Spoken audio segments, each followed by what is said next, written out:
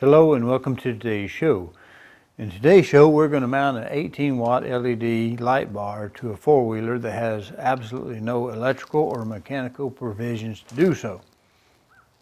Now the way I did this, we'll start rolling a slideshow, is we actually have on the front grill, plastic grill here, we have added a piece of aluminum substrate and we've pop riveted it to the grill to give some support to the unit, and then of course it just drills through just like it would be any part of any normal car. This is an 18-watt unit and the electrical current is derived by taking the formula for DC, which is P over IE, where P is in watt, P is power in watts, is equal to the current in amps, that's I, times the voltage, which is E, or the EMF, the electromotive force, in volts. And you know, we're just going to keep it real, so there's a little bit of a math joke there. And get the power in watts, which is just pure DC. So we can derive our current from that. If we know our wattage is 18 and we know our voltage, we can easily derive our current. It's not that much. So one of the things we might look at is, since we have no electrical provisions for it, how much is that going to load it? Well, it's actually going to be a little more than an amp. I can tell that because 18 is just a little more than 12. So, you know, just in your head, you know it's not going to be a lot. I haven't run the wires down. I haven't chased down the loading on the circuit. I haven't run the wiring harness because I have a different solution to it. I'm going to add an LED light for the headlight because I can add a great deal of lumens up top, and we'll do that. In fact, I've got two different bulbs I'm going to look at.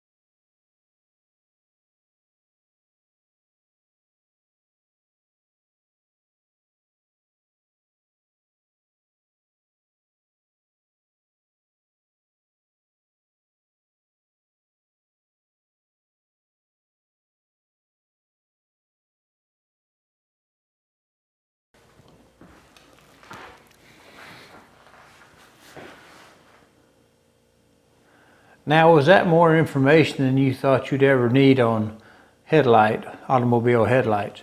Now, I have here the LED replacement I'm going to put in here, and it is electrically, it is a 20-watt unit, and it is theoretically 2400 lumens. There are more lumen available units. There's some 3000 units, several 3000 lumen units available, but a lot of those have a fan that has to blow on the heat sink in order to drive the heat away, and I kind of don't like fans because I'm putting it in a four-wheeler in particular. If it's a car, maybe it wouldn't matter, but I think it's probably a dirty environment with vibrations, extra vibrations, and I'm not sure that's going to hold up, and I don't want it to burn out on me. So I got the highest one I could find that had just a standard kind of heat sink configuration. Now, the LED version that I'm going to put in here, I know the 9.5 fits. This happens to be a 9.5 configuration. It's going to be a little bit tricky with the heat sink. I'm going to put it around. It should work. If I can do it on camera. Maybe if I worry a little less about the camera and more about the work, I can get it in there. There we go. Seals in there just fine. Put the guard in there, and now it fits. And I think we can see the heat sink. Now on this particular unit, where I wired the previous segment in, rather than cut anything, I have a special harness I made. If I were doing this any other way, if I didn't have the connections available, what I would do would be to just wire it in permanently. I need to check to make sure I got the, is that on there good? I need to check the polarity, make sure I have the polarity right. Turn it on, and the light does in fact come on. There we go. So now it's just a matter of putting the top to the top.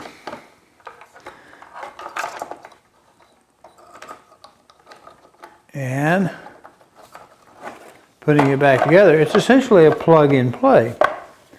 So what I've done is I've reduced from the factory specified 45 watts to 20.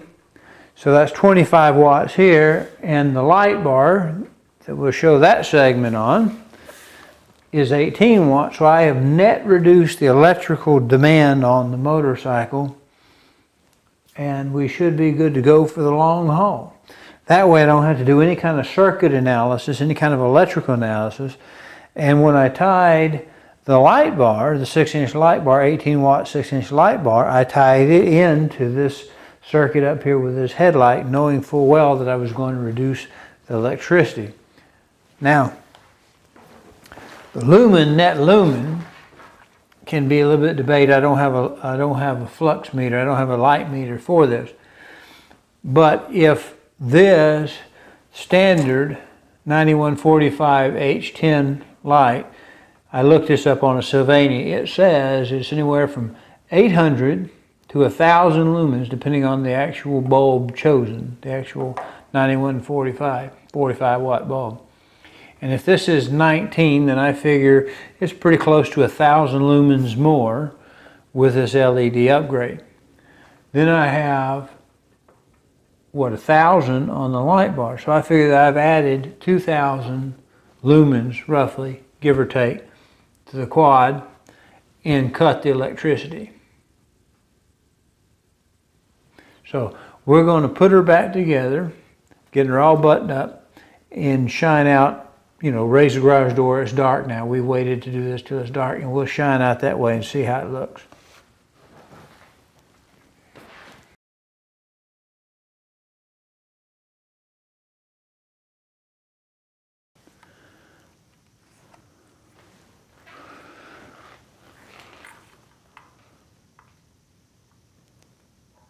Before, after.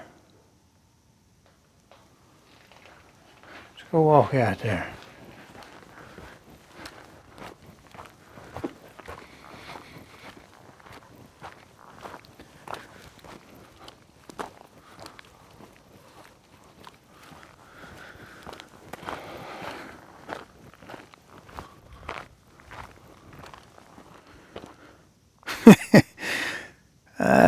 Camera just doesn't like that much, does it?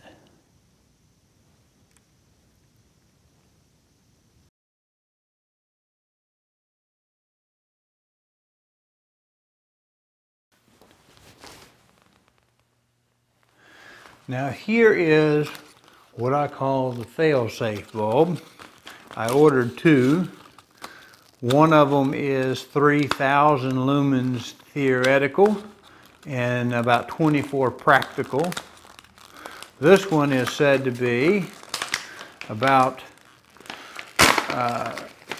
24 theoretical and about, I think they said around 1950 or so practical, because in some of the visible spectrum is usable, and some of the lumens it generates are not actually useful to us. Now this particular unit is said to be a full Cree LED element.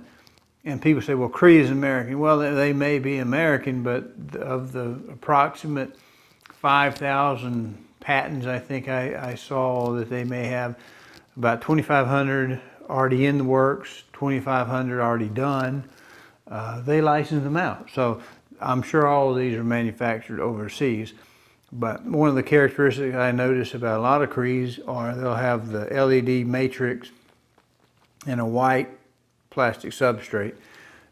You'll see some of these guys that look like this, they'll have either Epistar all the way through, or they'll have maybe some Cree and some Epistar, or vice versa, modification. This is supposedly the more efficient, higher output, full Cree version. But this may give us a little bit less lumen, but we know when we look at something like this versus the other one that has a pigtail on it, I know this should go straight in without any mechanical difficulty whatsoever. And it also, because I'm putting out the array of LEDs all the way around, it should produce a fairly nice pattern inside of the headlight without having to worry about the orientation of the elements inside. Where the other one that I have in mind, the orientation is actually up and down, where most of my lens reflector is side to side. Now light bounces, so I don't know that it really makes a whole heck of a lot of difference one way or the other. But we'll see. So let's put this thing in. And if you'll notice, it mounts just like a regular light. Looks a little different from this side, but it's going to look and mount just like the other. So if you have a unit, for some reason it's got some tight quarters, maybe one of the units such as this, it's got a heat sink and a connection to pigtail, may not be as easily fit in your unit.